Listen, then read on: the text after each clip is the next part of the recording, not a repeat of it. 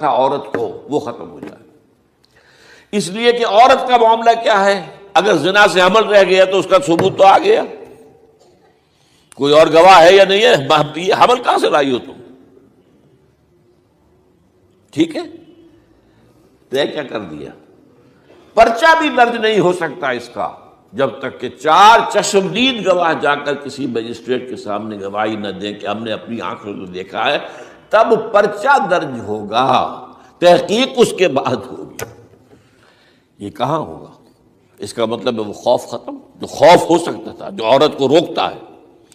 ایک تو یہ کہ ہمارے ہاں وہ جو بھی آبادی کا معاملہ تھا اور یہ جو برتھ کنٹرول کے معاملے نے آ کر خوف ختم کیے تھے، اور اس کی باقاعدہ جو ہے امریکہ میں، یورپ میں تعلیم دی جاتی ہے، ٹین ایجرز کو اسکولوں کے اندر سکھایا جاتا ہے کہ تم جو چاہو کرو، لیکن یہ کہ یہ ذرا یہ احتیاط کرو، بس اللہ خیر سمجھ۔ وہی اسی رنگ پر ہماری تہذیب کو لے جانا چاہتے ہیں۔ اب یہ دونوں نقشے ایسے ہیں کہ جس کے نتیجے میں، جیسا کہ میں نے عرض کیا، محسوس ایسا ہوتا ہے، یہ میں ابھی کہہ رہا ہوں، میں یقین سے نہیں کہہ سکتا۔ وَإِنْ أَدْرِي لَعَلَّهُ فِتْنَةٌ لَكُمْ وَمَتَاعٌ إِلَىٰ حِينٍ، ہو سکتا ہے، ہوپنگ اگینسٹ ہوپ، ہو سکتا ہے کوئی معجزہ آ جائے اللہ تعالیٰ کی طرف سے، جیسے کہ پہلے معجزہ آیا تھا تو خدایا آن کرم بارے دیگر کن ہے، اللہ دوبارہ بھی معجزہ دکھا، اور ان تمام سختیوں سے، ان تمام سے ہمیں گزار کر اس کا امکان موجود ہے۔ امکان کو میں نفی نہیں کر سکتا، اس لیے کہ اللہ کی قدرت ہے۔ یخرج الحی من المیت، مردے سے زندہ کو برآمد کرتا ہے۔ ایک قوم مر چکی ہو، اس میں سے ایک زندہ قوم برآمد ہو جائے، جیسا کہ میں نے پچھلے سال جو تحریک چلی تھی، جو وہ کلا کی تھی، میں نے کہا تھا کہ مجھے یہ گمان ہوا کہ میں یہ سمجھ بیٹھا تھا کہ یہ قوم بالکل مر چکی ہے، لیکن نہیں، جان ہے۔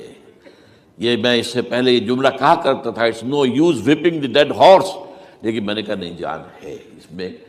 ہمارے ہاں کا پڑھا لکھا طبقہ، تعلیم یافتہ لوگ، انہوں نے جو سختیاں جھیلی ہیں، جس طریقے سے کہ مصائب برداشت کر کے انہوں نے اس تحریک کو برقرار رکھا، اب تک رکھا ہوا ہے، یہ بہت بڑا کارنامہ ہے، اور اسے معلوم ہوتا ہے، اس سے کچھ نہ کچھ امید کی کوئی کرن پھوٹتی نظر آتی ہے۔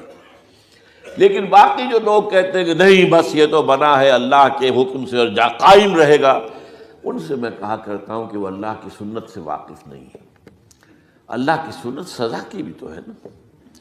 اللہ تعالیٰ رسی دراز کرتا ہے، ایک دم کھینچ بھی لیتا ہے، یہ بھی اللہ کی سنت ہے۔ مہلت دیتا ہے، پھر ایک دم جو ہے ایک وقت کے اوپر آ کر فیصلہ بھی کر دیتا ہے۔ تو عجب نہیں، ڈرتے رہنا چاہیے، کچھ پتہ نہیں۔ ما غرک بربک الکریم، یہ قرآن مجید میں یہ مضمون کئی بار آیا ہے کہ لوگوں کو بعض اوقات شیطان جو ہے یہ دھوکہ، اللہ بڑا کریم ہے، بڑا غفور ہے، بڑا رحم کرنے والا۔ بھئی وہ کریم ہے، غفور ہے، لیکن منتقم بھی ہے۔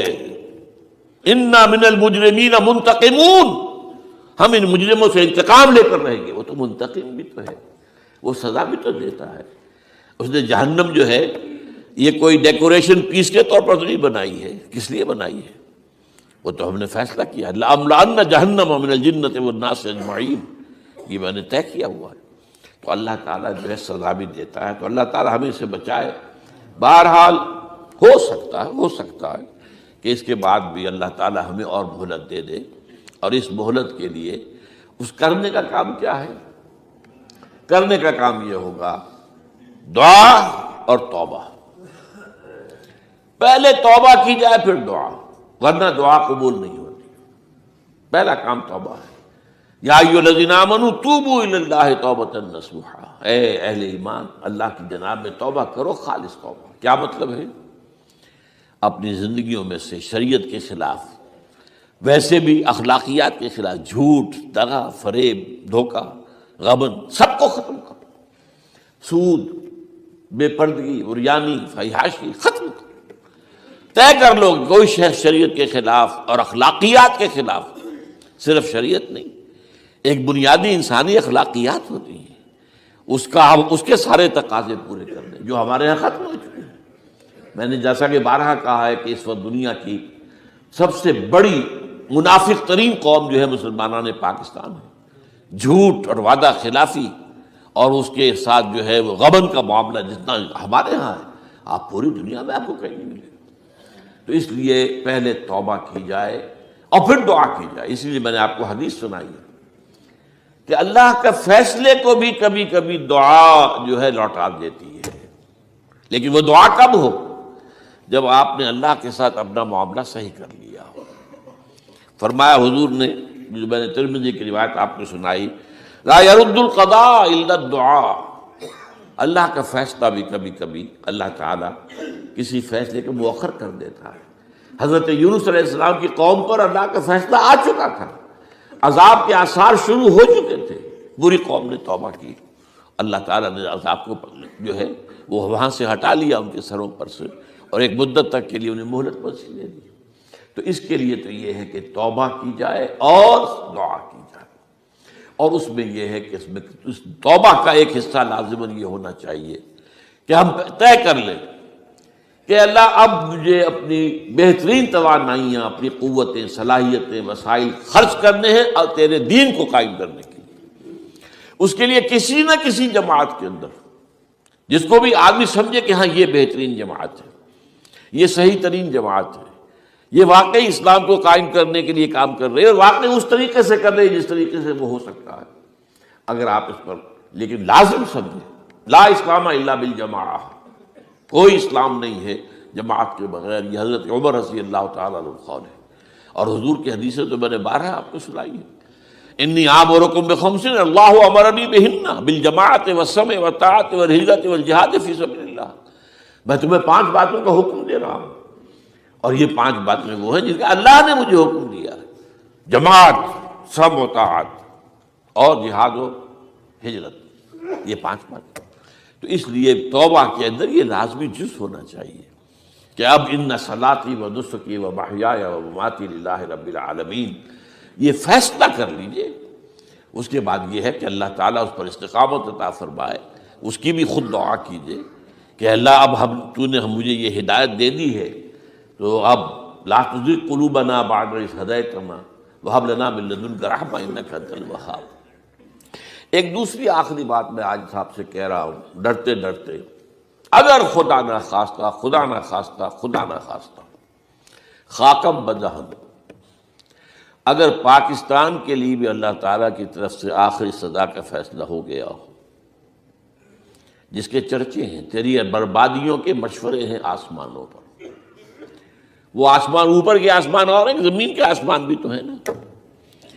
یہ امریکہ، یہ وائٹ ہاؤس، یہ پینٹاگون، یہ جو ہے اسٹیٹ ڈپارٹمنٹ، یہ سب جو کیا ہے، نیٹو کا ہیڈ کوارٹر، یہ ساری چیزیں کیا ہیں؟ تو تیری بربادیوں کے مشورے ہیں آسمانوں میں، اور اس کے لیے خبریں وہ دیتے آ رہے ہیں. بہت سے لوگ کہتے ہیں یہ خواہ کے ہیں ان کے، یہ ہمارا صرف بھی ہماری بددلی پیدا کرنے کے لیے نہیں، لیکن یہ کہ جو کچھ انہوں نے نقشے بنائے تھے وہ نقشے تو پورے ہوتے چلے آئے. 1897 میں یہودیوں نے جو فیصلے کیے تھے، 20 برس کے بعد بالفور ڈیکلریشن کی شکل میں وہ فیصلہ آ گیا. یہودیوں کو فلسطین میں آبادی کا حق دے دیا گیا. Balfour declaration 1917، only 20 years later. اس کے 20 سال بعد 48 میں اسرائیل قائم ہو گیا. کوئی تصور کر سکتا تھا پچھلی صدی کے اندر یہودیوں کی حکومت قائم ہو جائے گی دنیا میں؟ کہیں امکان کوئی نہیں تھا. پوری دنیا میں پھر ادھر ادھر پھیلے ہوئے، منتشر، جسے وہ ڈائسپورا کہتے ہیں، اور یورپ میں تو شدید نفرت تھی ان سے. لیکن یہ کہ جس طرح انہوں نے رفتہ رفتہ وہاں پر قدم جمائے ہیں، جس طرح ان کو اپنے قابو میں لیا ہے، جس طرح ان میں مذہبی تقسیم پیدا کی ہے، کیتھولکس کی اور پروٹیسٹنٹس کو اعلی کار بنایا ہے، سیکولرزم اور اس کے بعد سود پر مبنی معیشت کا نظام وہاں نافذ کیا ہے، بینک کا نظام قائم کیا ہے. ای بنوک، ای فکر چالاک یہودیوں کا قائم کرنا ہے یہ بینک کا نظام، اور سب سے پہلا بینک انہوں نے انگلینڈ میں قائم کیا تھا. تو ان کی جو باتیں ہیں وہ تو پوری ہو رہی نظر آ رہی ہیں، ان کے نقشے جو ہیں ان کے سامنے آ رہے ہیں ہمارے. تو اس حوالے سے ہو سکتا ہے خاکم بدہن. اگر خدا نہ خواستہ یہ لکیر ختم ہو جائے، تب بھی ظاہر بات ہے زمین تو کہیں ختم نہیں ہو جائے گی. اللہ کی زمین ہے، کیا پاکستان نہ بنتا تو ہمارے ذمے نہیں تھا کہ اللہ کے دین کو دنیا میں قائم کرنے کی جدوجہد کرتے؟